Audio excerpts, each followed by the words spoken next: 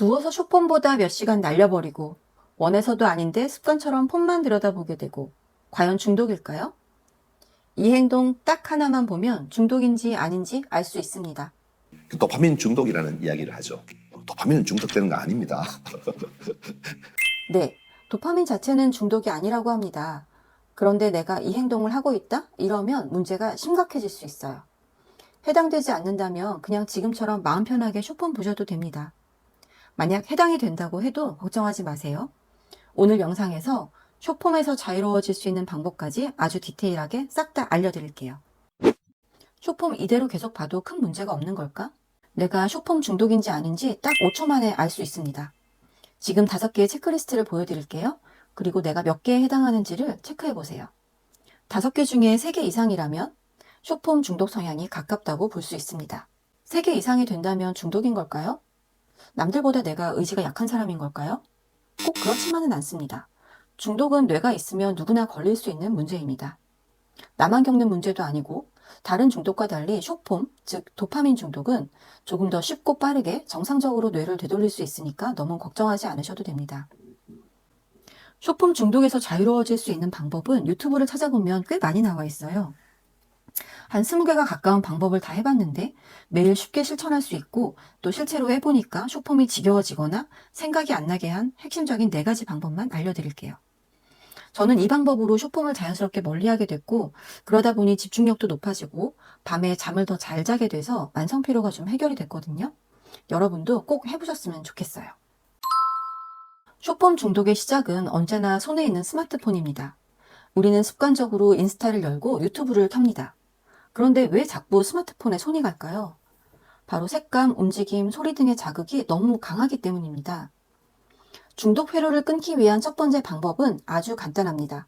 스마트폰을 흑백 모드로 설정해 보세요. 단순하지만 효과는 굉장히 강력합니다. 컬러풀한 영상과 썸네일은 뇌에 시각적인 보상을 주는데 흑백으로 바꾸면 자극이 확연하게 줄어들고 컨텐츠의 재미가 확실하게 줄어듭니다. 실제로 해보니 컨텐츠의 보는 맛이 딱 떨어지고 뭔가 지루한 느낌도 들었어요. 하버드 대학의 연구 결과를 보면 색채는 뇌 도파민 시스템과 직접 연결되어 있기 때문에 컬러가 줄어드는 것만으로도 자극 회피 효과가 있다고 합니다. 그러니 흑백 모드 설정으로 쇼폼 영상에서 빠져나오는 첫걸음을 떼어보시면 좋겠어요. 흑백 모드로 설정하는 방법도 알려드리겠습니다. 쾌락 중독에서 벗어나려면 뇌에게 약간의 스트레스를 주는 것도 도움이 됩니다. 도파민은 쾌락뿐 아니라 신체적인 스트레스나 고통 상황에서도 분비가 됩니다. 마라톤 중에 극한의 고통을 넘기면 러너스 하이가 오듯이 안전한 수준의 신체적인 자극은 오히려 뇌에 도파민을 생성하게 됩니다.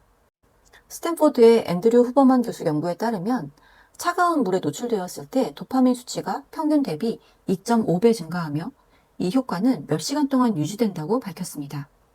그런데 사실 저는 더운 여름에도 찬물로 샤워를 하지 못해요. 너무 춥고 고통스럽거든요. 그래서 저는 찬물 샤워 대신에 찬물에 발을 담그는 것으로 대체했어요. 처음에는 30초로 시작해서 지금은 출근 전 1분, 저녁에 샤워 후 2분 정도를 하고 있습니다. 이렇게 작은 스트레스를 뇌에 주게 되면 뇌는 스스로 활력을 되찾는 신호를 보내기 시작합니다. 찬물에 발을 담그고 쇼츠나 쇼폼을 보기보다는 전자책이나 긴 영상을 보는 것을 추천드립니다. 도파민 중독 상태에서는 뇌가 항상 더 빠르고 더 자극적인 것을 찾습니다. 그래서 30초짜리 영상이 익숙해지면 이제는 15초, 7초짜리 컨텐츠로도 만족을 하려고 해요. 이거는 뇌 보상 회로가 점점 민감해지고 있는 게 아니라 오히려 무감각해지고 있는 신호입니다. 그렇게 되면 결국 수용체가 둔감해져서 아무것도 즐겁지 않아지는 상태에 빠지게 됩니다. 해결책은 생각보다 단순합니다. 뇌가 느림을 다시 기억하게 하는 방법인데요. 바로 긴 호흡의 영상 하나를 처음부터 끝까지 보는 것입니다. 다소 지루하고 재미가 떨어져도 중간에 끄지 말고 끝까지 보는 것 자체를 목표로 설정하세요. 끝까지 봤다는 아주 작은 완주 경험이 보상은 즉각적이지 않아도 된다는 메시지를 뇌에 다시 입력해 줍니다. 시작은 15분 정도의 브이로그 혹은 다큐멘터리처럼 감정선이 부드러운 컨텐츠가 좋습니다. 이렇게 뇌는 다시 기다릴 줄 아는 회로로 회복되기 시작합니다. 제가 요즘 즐겨보는 다큐멘터리는 이 영상인데요. 생각보다 지루하지 않고 재밌게 잘 보고 있어요. 이런 영상을 보시는 것도 도움이 됩니다. 저는 솔직히 잠자기 전에 침대에 누워서 쇼폼을 보다 보면 하나만 더 보고 이것까지만 보고 하다가 정신 차려보면 새벽 4시를 넘겨버린 적이 정말 많았어요. 깜짝 놀라서 자려고 하면 일찍 일어나야 한다는 강박 때문인지 잠은 더 안 오고 그랬거든요. 저한테는 이게 가장 큰 문제였던 것 같아요. 이런 습관을 고치기 위해서 제가 진짜 많이 알아봤는데 그중에 가장 괜찮았던 방법이 바로 브레인 덤프라는 행동입니다.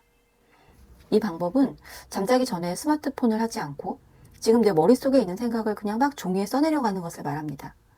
오늘 한 일, 내일 해야 할 일, 걱정, 기대, 잡생각까지 그냥 생각나는 대로 종이에 적으면 됩니다. 심리학에서는 이 과정을 외부화라고 부릅니다. 외부화된 정보는 뇌의 작업 기억을 덜어주고 수면에 필요한 멜라토닌과 가바 분비가 원활하게 이루어지도록 도와줍니다. 또한 이 과정만으로도 뇌는 이건 저장이 됐으니 잊어도 된다고 판단하고 잠을 자는 게 훨씬 수월해집니다. 뇌가 안정화되면서 강한 자극을 원하는 욕구가 줄어들어서 쇼폼을 보고 싶다는 생각이 덜 나기도 하고요. 스마트폰 대신에 펜을 잡는 것, 작은 변화지만 도파민 중독 루틴을 끊어내는 가장 아날로그한 처방입니다.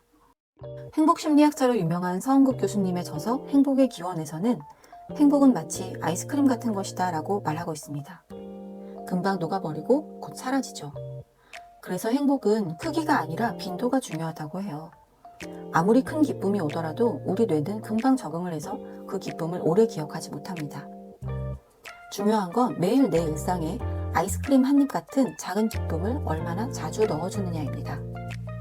좋아하는 사람과 커피를 마시는 시간, 산책을 하며 햇빛을 받는 순간 같은 작고 반복되는 감각들이 우리의 뇌를 회복시키고 더 큰 중독으로부터 나를 지켜주는 행복의 방어막이 될 수 있습니다. 도파민 중독은 의지 박약의 문제가 아닙니다. 뇌는 반복된 자극에 적응하고 무뎌지고 더 강한 것을 찾는 구조를 가졌기 때문이죠. 하지만 동시에 뇌는 학습하고 회복하는 능력도 가지고 있습니다. 도파민 중독은 끊어내는 것이 아니라 덜 자극적인 습관으로 이동하는 것입니다. 오늘 말씀드린 이 4가지 루틴을 실천하면 적어도 지금보다는 쇼폼을 덜 찾게 되고 하루에 몇 시간을 무의미하게 날려버리는 일도 적어지실 거예요. 오늘 영상이 그 첫걸음이 되셨기를 바라며 도움이 되셨다면 구독과 좋아요도 부탁드릴게요. 다음에는 더 알찬 정보로 찾아뵙겠습니다. 지금까지 데이터로 들여다보는 건강생활 대들보였습니다.